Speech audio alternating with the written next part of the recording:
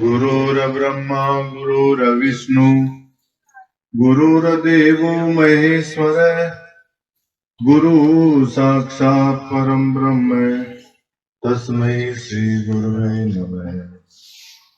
श्री दादू सतगुरु के चरण अधिक अरुण अरविंद दुख हरण तारण तरण मुक्त करण सुख कंद।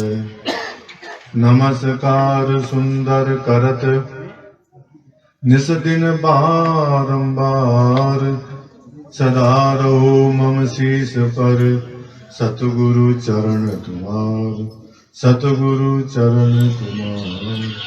बोलिए श्री स्वामी दादू दयाल महाराज की जय हो। निरंजन देव की जय हो। संत सुंदरदास जी महाराज की जय। जयतराम जी महाराज की जय। परम श्रद्धेय प्रातः स्मरणीय अनंत श्री विभूषित जगत गुरु श्रद्धेय स्वामी जी महाराज, उपस्थित संत मंडली, सज्जनों, मातृशक्ति, सत्संग सुनाने के लिए कहा है।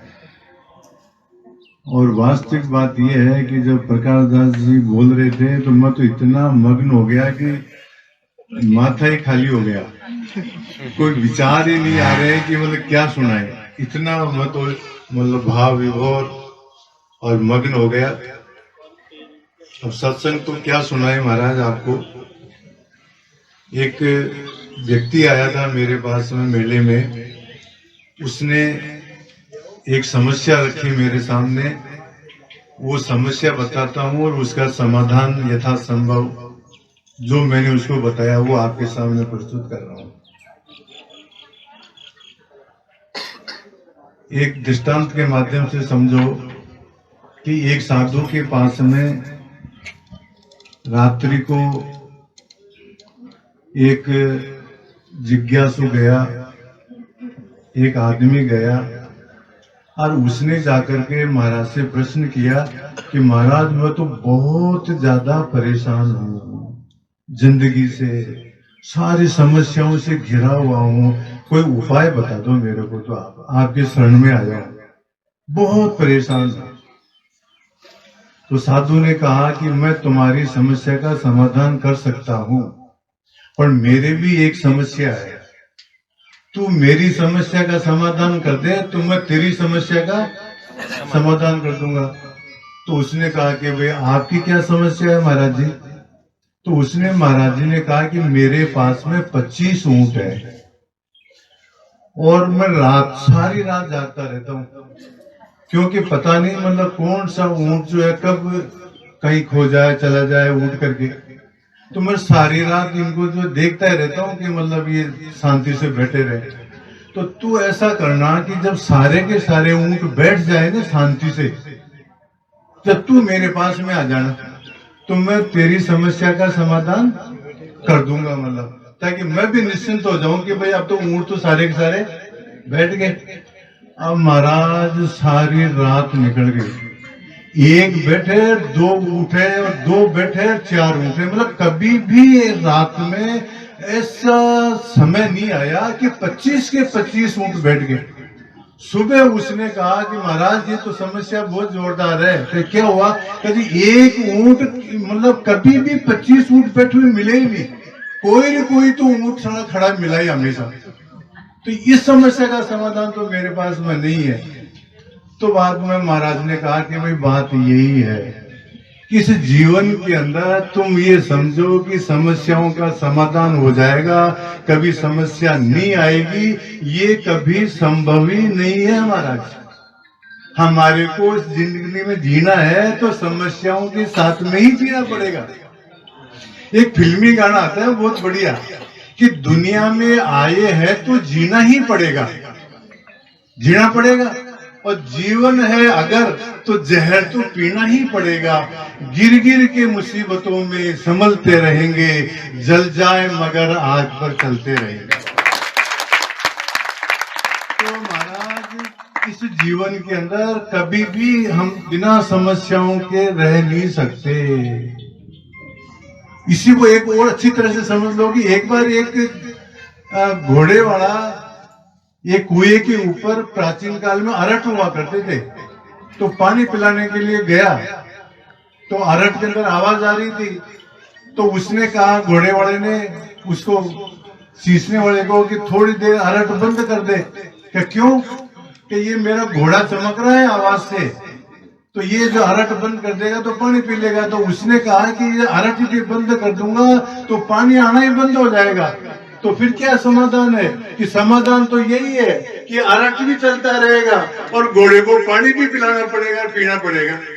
समस्याओं से ही हम जो है मुक्त कभी नहीं हो सकते, इसलिए घबराओ मत महाराज, इन्हीं के साथ में रहना है। अब आप कहोगे कि महाराज आप तो जो है समस्या तो उनका समाधान तो बताया नहीं, तो इसका समाधान तो क्या बतावे आपको, परंतु जीवन के अंदर 2-3 बातें यदि हम अपने जीवन में उतारेंगे तो थोड़ा बहुत हमारे को रिलीफ मिलेगी।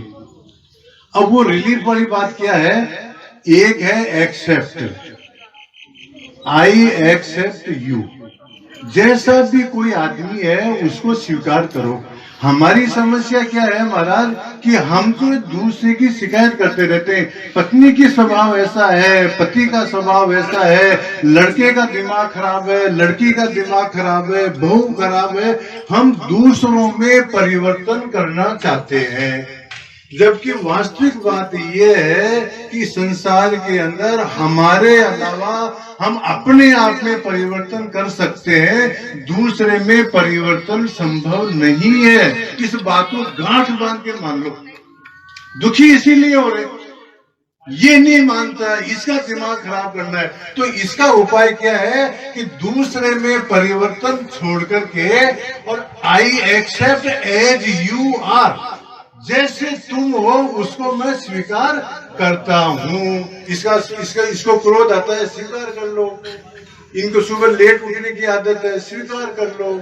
जो जैसा है उसको स्वीकार करोगे तो पार पड़ेगी महाराज, अन्यथा मुश्किल है।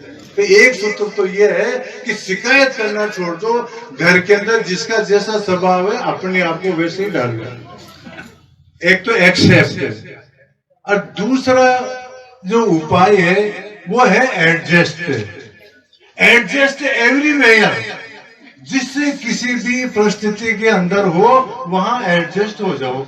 महाराज हम बस के अंदर यात्रा करते हैं, रेल में यात्रा करते हैं, मान लो वहां पर भीड़ है, अब मान लो वहां पर हमारे को सीट नहीं मिलती तो हम क्या करते हैं? जैसा भी जहां भी लेटरिन के पास में या जहां कहीं भी होता है तो हम क्या हो जाते हैं, अपने आप से वहां पर एडजस्ट कर देते हैं। और कोई भीड़ भी होती है तो क्या कहते हैं, थोड़ी सी जगह देते हो मेरे को, और हम तो एक टाइम पर भी खड़े रहते हैं सामान लेकर के। तो एडजस्ट करो महाराज, जैसी भी परिस्थिति है उसके अंदर अपने आप को एडजस्ट करो, शिकायत मत करो महाराज। मेरे एक मित्र है शर्मा जी, उनकी जो प्रैक्टिकल बात बता रहा हूँ आपको कि उनकी धर्मपत्नी का देहांत हो गया, तो वो 2-3 साल बाद में मेरे पास में आए। मैंने पूछा और क्या हालचाल है? कि महाराज सब ठीक है। मैंने कहा बहू जो है सेवा एवा कर रही है कि नहीं कर रही है? तो शर्मा जी ने जो उत्तर दिया वो सुनो, आप सबके काम की बात है। वो क्या कहते हैं कि जब से धर्मपत्नी का देहांत हुआ है तब से मैं कभी भी मैंने ऐसा नहीं कहा कि मेरे को रोटी दे दो, सुबह शाम कभी मैं तो मांगी नहीं। वो ला करके दे देते हैं तो मैं खा लेता हूँ। थाली में ला करके 2 रोटी दे दी तो मैंने आज तक ऐसा नहीं कहा कि रोटी और लाओ। 2 दे दी तो 2 का खा के उठ गया, 3 ला के दे दी तो 3 ला के उठ के दे दिया। कभी ऐसी शिकायत नहीं कि आज इसमें मिर्च ज्यादा है, आज इसमें नमक डालना भूल गया, जैसा हो गया ठीक है। तो एडजस्ट एवरीवेयर, जैसी भी परिस्थिति हो महाराज उसके अंदर एडजस्ट हो। हम एडजस्ट नहीं होते, हम अपने चलाते हैं महाराज। तो पहला सूत्र है I accept as you are, दूसरा सूत्र है एडजस्ट एवरीवेयर, और तीसरा है अवॉइड, उपेक्षा करो महाराज। किसी बात को ज्यादा ध्यान में मत दो। इसका एक उदाहरण मेरे को बहुत बढ़िया उदाहरण याद है, दे रहा हूं आपको, तो सुनो। एक बार क्या हुआ कि एक पति अपने घर पर आया, तो ध्यान से सुनना, घर की बात है ये। वहां क्या हुआ कि पत्नी का जो साला था वो वहां पर आया हुआ था।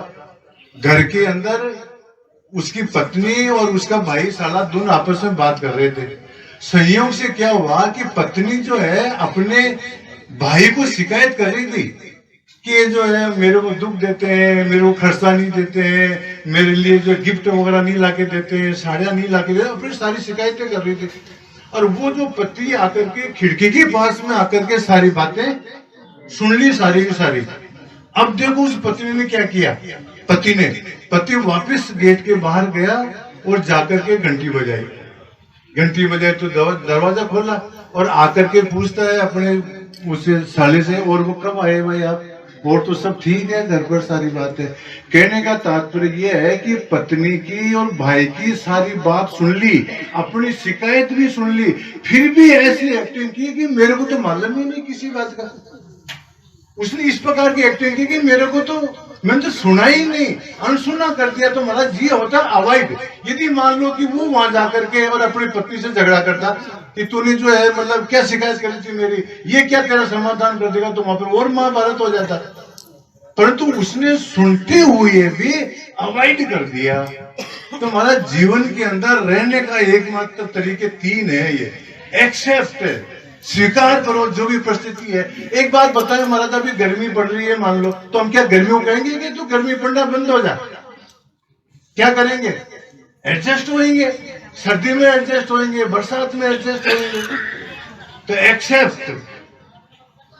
एक्सेप्ट करो, एडजस्ट हो और अवॉइड करो महाराज। ये 3 सूत्र हैं यदि अपने जीवन में आप जाना चाहते हैं। और एक दादू जी महाराज ने, अब एक साखी और याद आ रही है कि हम व्यवहार में रहते हैं और व्यवहार में तरह तरह के आदमी मिलते हैं। तो दादू जी महाराज कहते हैं कि किसी से मूड मत फोड़ो, किसी से विवाद मत करो। तो दादू जी महाराज की साखी बहुत बढ़िया लगती है महाराज। वो क्या कहते हैं, यदि कोई आपको आकर के कोई यदि बात करता है वाद विवाद की या और कुछ भी अनुकूल प्रतिकूलता की, तो आप उसको ये क्या कहो कि न जानो, तो मेरे को तो पता नहीं है। वाद विवाद मत करो, ऐसा कहते हो, ना जानो, मेरे को पता नहीं है मतलब वो क्या मामला है। किसी पक्ष विपक्ष की बात करे तो क्या उपेक्षा करो, ना जानो, मेरे को पता नहीं है। यदि कोई सही बात हो तो क्या कहते हो, हाँ जी ठीक है, यू आर करेक्ट, तुम सही हो। ना जानो, हाँ जी, और चुप गई, चुप कर लो।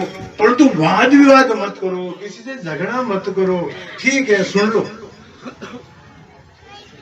ये संत लोगों की विशेषता यही होती है। एक संत की विशेषता बताऊं आपको कि एक महात्मा जी जो है बैठे थे अपने तपस्या कर रहे थे, तो एक गांव का आदमी आया, आकर के क्या कहता है कि महाराज थाने मालूम है बोलने कि क्या ही कि तो अपने गांव को सांड लेने कि जहाँ तो वो ब्याह होगा